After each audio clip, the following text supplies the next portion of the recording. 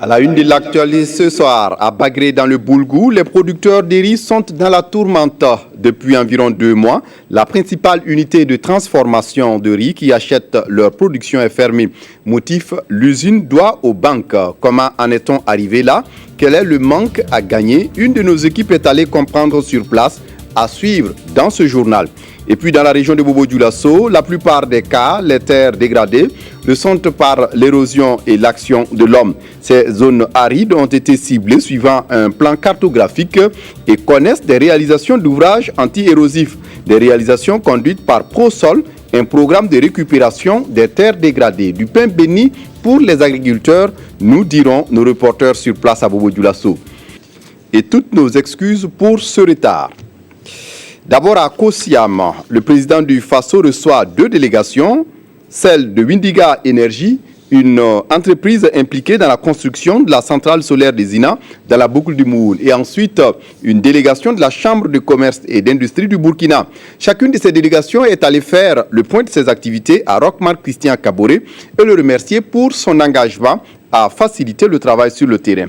On fait le point avec Suleiman Sanou et Oumar Zombré.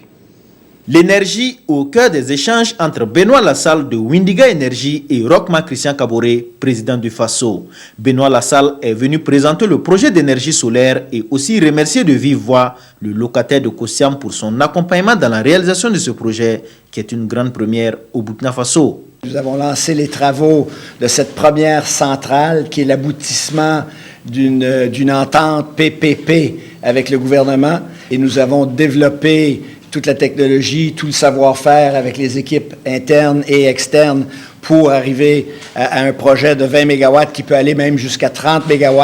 Les 2 hommes ont aussi abordé la question de l'énergie thermique. Un projet est en vue afin de permettre au Burkina de passer le cap du thermique. Il y a 2 types d'énergie. Il y a l'énergie alternative qui est l'énergie solaire qui est en appoint. Il y a l'énergie de base qui vient des centrales thermiques.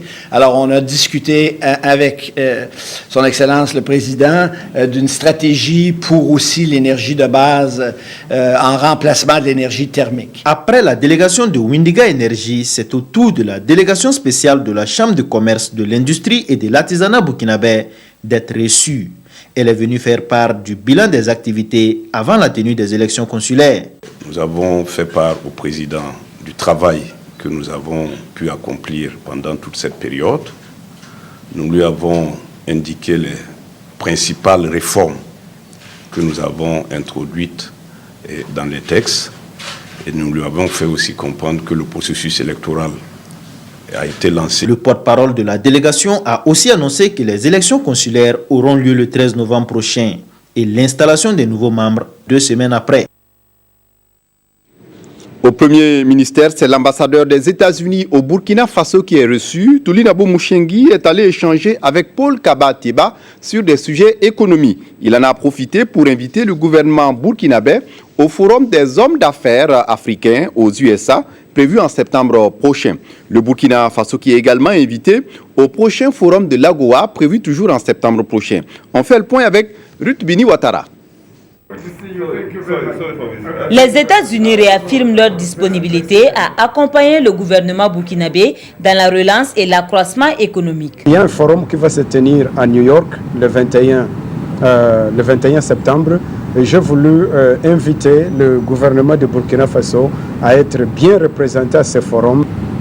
Le deuxième, je voulais aussi soulever la question de AGOA, qui était un programme décidé pour aider les hommes d'affaires africains à exporter aux États-Unis hors taxe. Le Burkina Faso va bénéficier également de l'investissement de compagnies américaines dans les domaines de l'agriculture, de la construction et de l'énergie. Le domaine sanitaire n'est pas en reste. Nous sommes contents de dire que le Burkina a été choisi parmi les 17 premiers pays à participer à ce programme.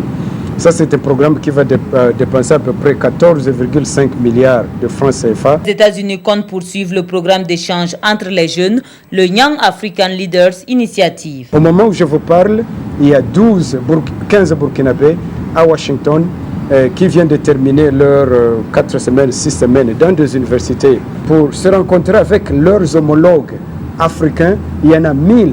Ils vont rencontrer le président Obama, ils vont parler avec des investisseurs privés. 8 jeunes entrepreneurs burkinabés ont déjà bénéficié de l'accompagnement américain à la faveur du sommet mondial de l'entrepreneuriat. Fin de formation pour une cinquantaine de sous-officiers formés à l'École nationale des sous-officiers d'active à Cambouissin. Ils sont formés pour travailler dans l'armée dans des domaines comme la santé, le génie civil ou la maintenance automobile. Ils ont aussi bénéficié de connaissances et aptitudes militaires. Ceux d'eux où ils viennent de porter leurs épaulettes au cours d'une cérémonie au camp général Bila Zagré à Cambouissin. Le film de la cérémonie avec Tanga Robert Kafando. Après 2 ans d'efforts physiques, moraux et intellectuels, ils sont déclarés aptes à servir dans la grande famille des forces armées nationales en tant que sous-officiers. 2 ans qui ont permis aux 51 élèves sous-officiers, dont 5 de personnel féminin et 2 de nationalité ivoirienne, de s'essayer au métier des armes. Et cette cérémonie solennelle consacre la fin d'une étape, la formation, et augure une nouvelle vie, la vie militaire. Je retiens des moments de dur labeur, des moments de joie, et également des moments pénibles. Nous sommes fin prêts à intégrer la grande famille militaire et à défendre les intérêts de la nation, même au péril de nos vies. Le comportement militaire, la mission opérationnelle, la formation administrative et technique, la formation physique, militaire et sportive sont entre autres rudiments enseignés aux jeunes soldats durant leur séjour à l'École nationale des sous-officiers d'active. Tout au long de cette formation, elle s'est très bien illustrée et les résultats obtenus en fin de formation sont vraiment satisfaisants.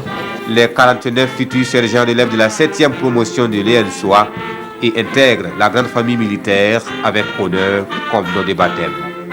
En donnant le nom honneur à cette promotion, la 7e de l'École nationale des sous-officiers d'active, c'est une invitation à ce que chacun d'eux ait cette vertu en ligne de mire dans leur conduite quotidienne pour se comporter avec dignité et avec intégrité, et ce qui caractérise les forces armées nationales. Et pour porter haut le flambeau de l'École nationale des sous-officiers d'active, les jeunes soldats de la 7e promotion ont été appelés par leurs aînés à servir avec patriotisme et professionnalisme.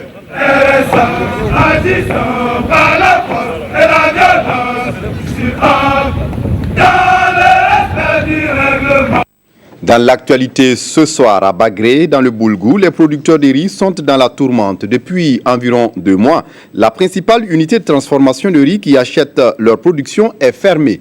Motif, l'usine doit aux banques. Pourtant, les producteurs de riz ont cédé leur production et n'ont pas été payés. Comment en est-on arrivé là? Quel est le manque à gagner? Quelles sont les conséquences sur la filière riz? Une de nos équipes est allée pour comprendre sur place des explications de Abouakar Sagnon.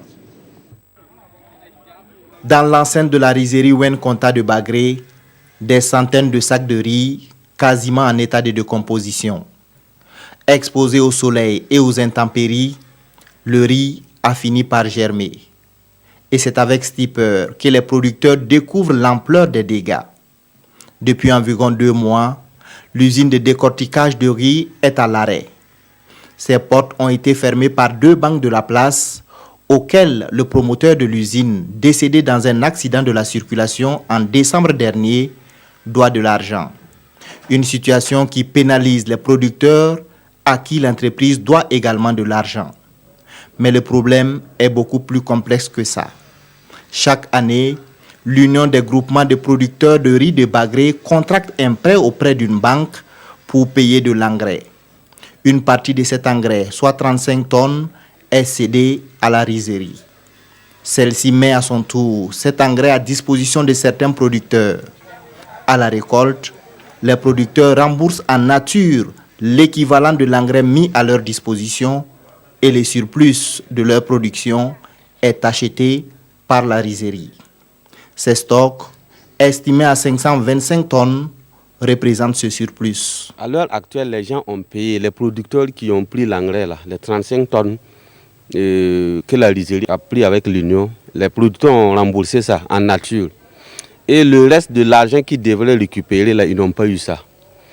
Actuellement, là, et la production, là, ce n'est plus une bonne production pour prendre ça et puis aller vendre ailleurs pour avoir ton argent. Environ 15 millions de francs CFA, c'est ce que la rizerie doit aux producteurs. Son chèque de 1 657 000 francs CFA en main, Adama Kiré s'est rendu plusieurs fois en banque sans pouvoir toucher son argent.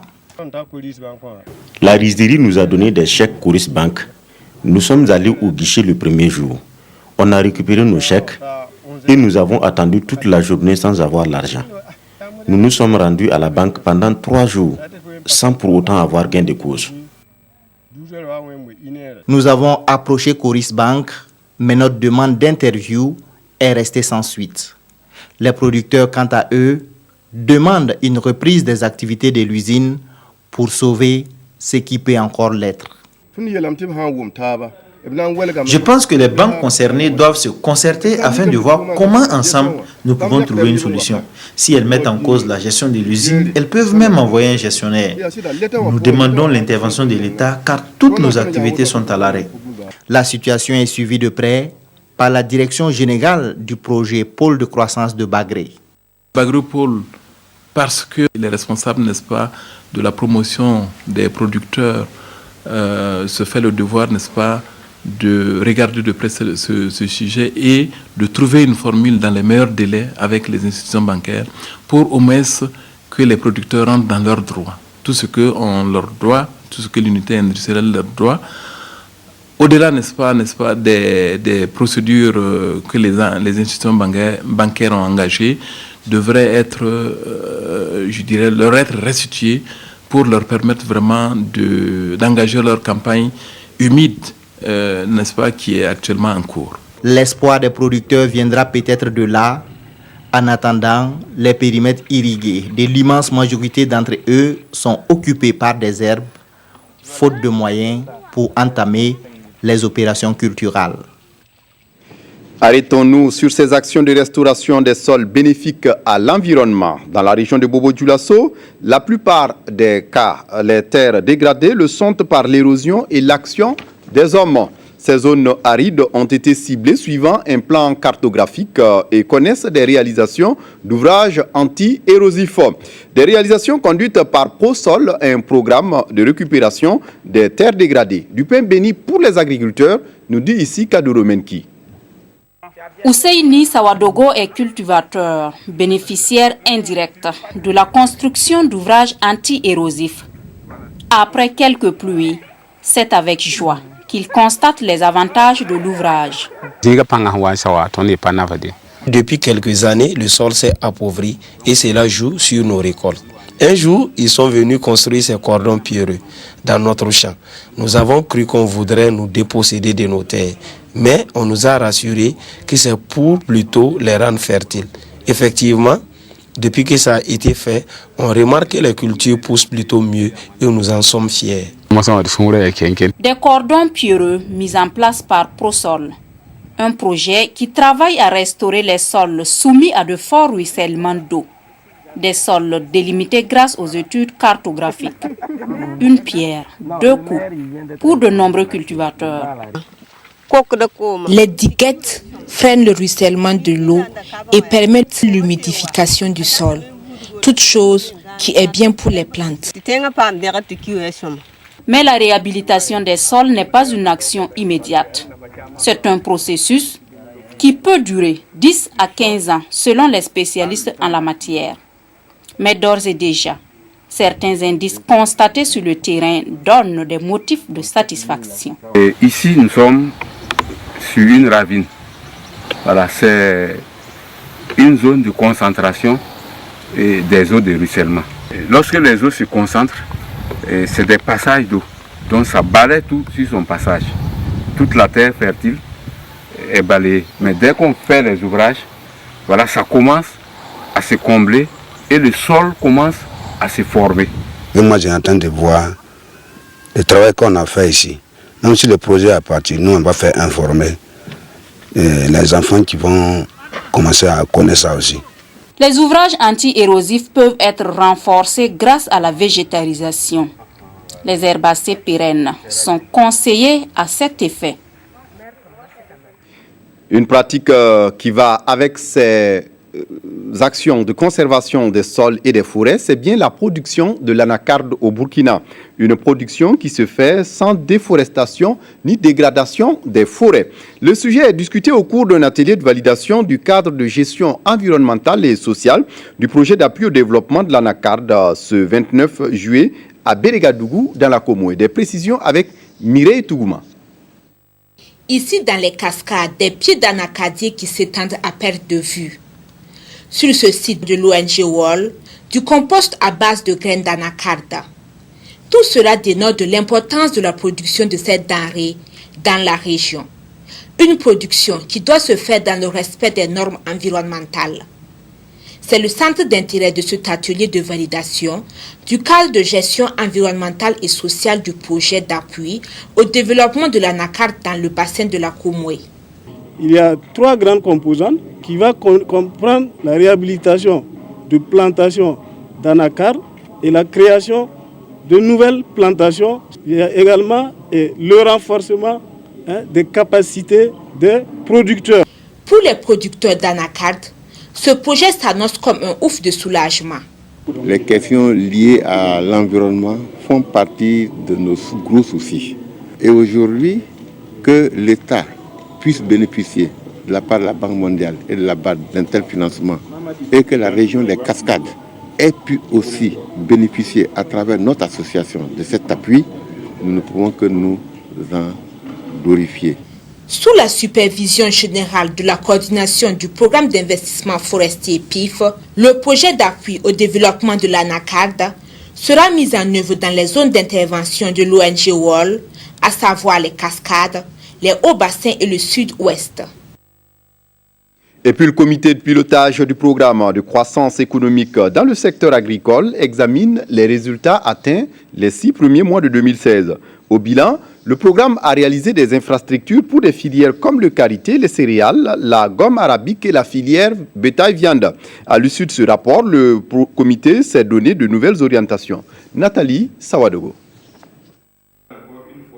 Pour ce premier semestre de l'année 2016, ce sont 77 infrastructures réalisées dans toutes les 5 filières d'intervention du programme de croissance économique dans le secteur agricole PCESA.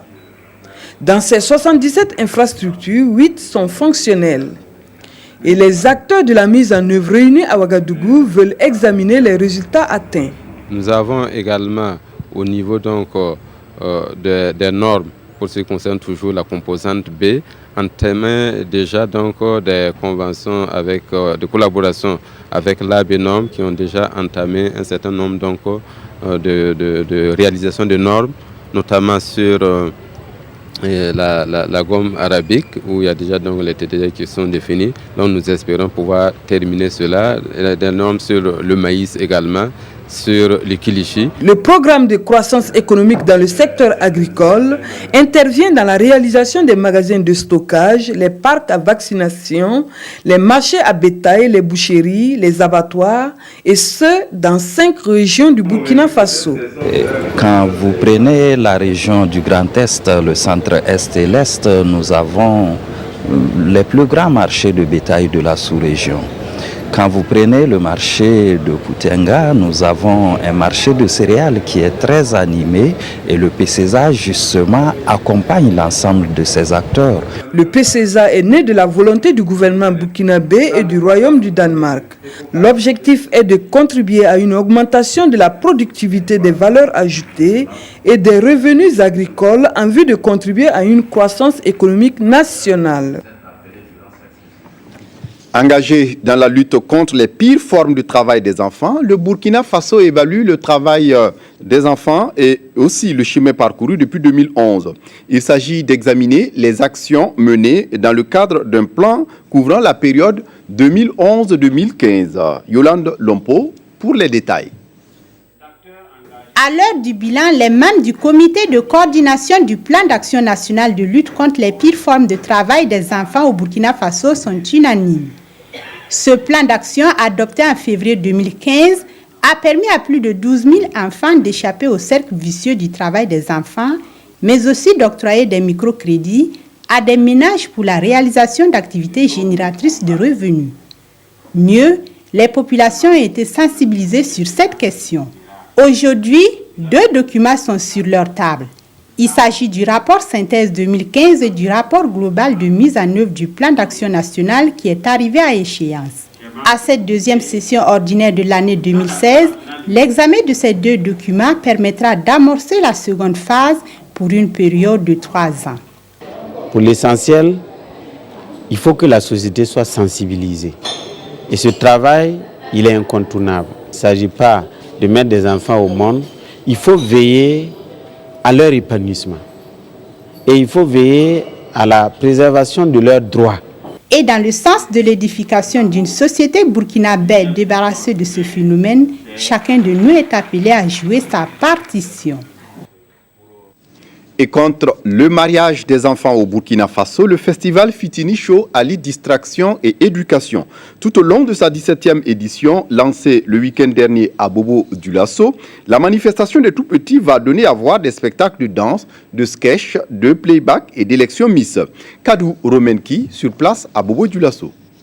Une des plus grosses manifestations culturelles, Fitini Show, a encore sonné la mobilisation ici au Théâtre de l'Amitié de Bobo-Dioulasso. Une 17e édition qui rassemble les tout-petits autour de la lutte contre le mariage forcé et précoce. J'ai mal pour toutes ces filles qui vivent silencieusement leur malheur, car elles n'ont pas eu le droit de faire le choix de l'homme qui devait leur mettre la bague au doigt. Moi j'ai mal. Pourquoi donc le mariage forcé? Un mariage forcé. C'est vraiment un thème interpellateur. Ça veut dire quoi? Nous avions dans toute l'étendue du territoire un véritable problème avec ce phénomène. Alors sensibiliser les enfants sur ce thème, ça veut dire que c'est un combat qui est mené. C'est un appui au combat qui est mené par les autorités pour que ce phénomène, en tout cas, on puisse quand même l'anéantir dans notre pays et au-delà.